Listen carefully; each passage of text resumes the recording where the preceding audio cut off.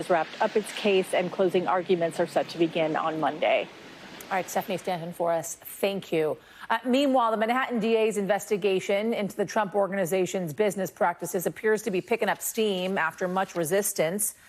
Reporters from Forbes magazine were ordered to testify before a new grand jury on Thursday, giving details about a cover story it had published on Donald Trump in 2015 and his apparent fixation with the magazine's estimate of his net worth. The testimony arrives just 2 weeks before Manhattan DA Cy Vance is set to leave office, December 31st to be exact, on what could be a historic note by possibly bringing charges against a former U.S. president. With me now, David Cay Johnston, tax expert, founder of DCReport.org, and author of The Big Cheat. David, it's great to see you. Thank you for joining us on this. And you are the quintessential guest for a conversation like this one, because with that, I want to read for you some of which was offered up during this Forbes testimony.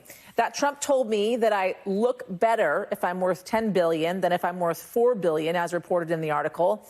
More specifically, that Trump told me that a higher net worth number was, quote unquote, good for financing.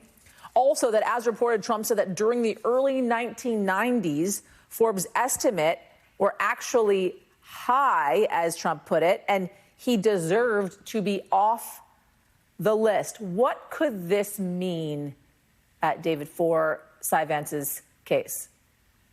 Well, I anticipate they're going to bring a racketeering charge against Trump, New York State racketeering charge. And it's one thing to assert to local property tax officials or a banker you're trying to get a loan from that your worth is, let's say, $100 million. But if you claim it's $1 billion, that's fraud. Valuations matter. And in Trump's case, we know that he has, for example, argued that his golf course in Westchester County, New York, is worth $1.4 million. But on his presidential form, he says $50 million. And in interviews, he says more than $100 million.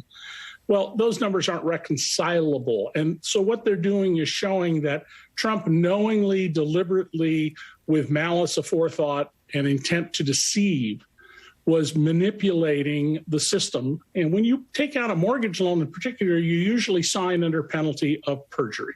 So here's the thing, though. Let me play devil's advocate here for a moment, because it's one thing, right, to have these conversations with Forbes magazine. We know, obviously, the former president was already a public figure. He was incredibly astute in and aware of his net worth, always talking about it, not only in instances like this, but on late night television, for instance.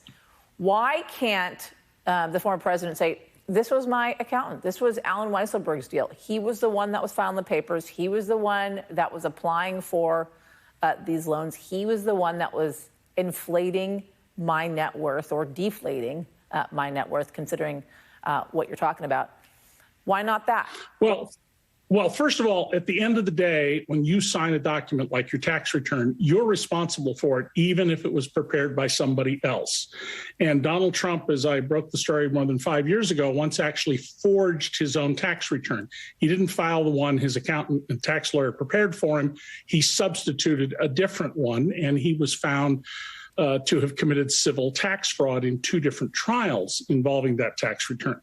Now, certainly Trump's team, when he's indicted, and I'm certain he will be indicted, is going to try and lay the blame on everybody else. And so what the prosecutors want to show is that if Alan Weisselberg phonied up documents, it was at the direction of Donald Trump, which is, by the way, exactly what was charged and confessed to in the Michael Cohen case, right, that he acted at the direction of Donald Trump.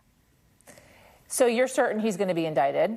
Then what? Oh, yeah. They would not have done all of this and know how much they know, and many things that I know about, if they weren't going to do this. Mark Pomerantz, the special prosecutor, shut down his very lucrative law practice to work for government pay. Yeah, they will indict him. Exactly when, I don't know. I don't expect it'll be on a straight tax charge. I think there'll be a tax charge, but the key charge will be racketeering. You think, considering knowing who Cy Vance is, how he's prosecuted, how he's been investigating the Trump Organization for the better part of 2 years, it'll happen before his term ends, which is December 31st? And if so, if the indictment comes down whether or not it's in the next 2 weeks or in the new year. What happens then? Well, how quickly it's going to come is a matter of how quickly they can go through the 5 million pages of documents they got after Trump lost a second time before the Supreme Court. They were expecting about 1 million documents. They got 5 times that many. They have to look at them all. Once he's indicted, Trump will have to surrender himself to be booked. I'm sure he'll be released on his own recognizance. And then we will see a campaign of trying to delay trial, to do everything he can. And you will see Donald say, this is corrupt. The prosecutors are corrupt. The police are corrupt. The auditors are corrupt, because that's what Roy Cohn taught him when he was a young man. Accuse law enforcement and then delay, delay, delay. David Cay Johnston, I knew you were the perfect guest for this conversation. Thank you. Happy holidays. Coming up, everybody, the upcoming holidays are starting to feel more like deja vu with the Omicron variant fueling COVID cases. After the break, I'm bringing back Dr. Amish Adalja, this time to answer your questions, including the most pressing one: should you be changing your holiday plans? We'll be right back.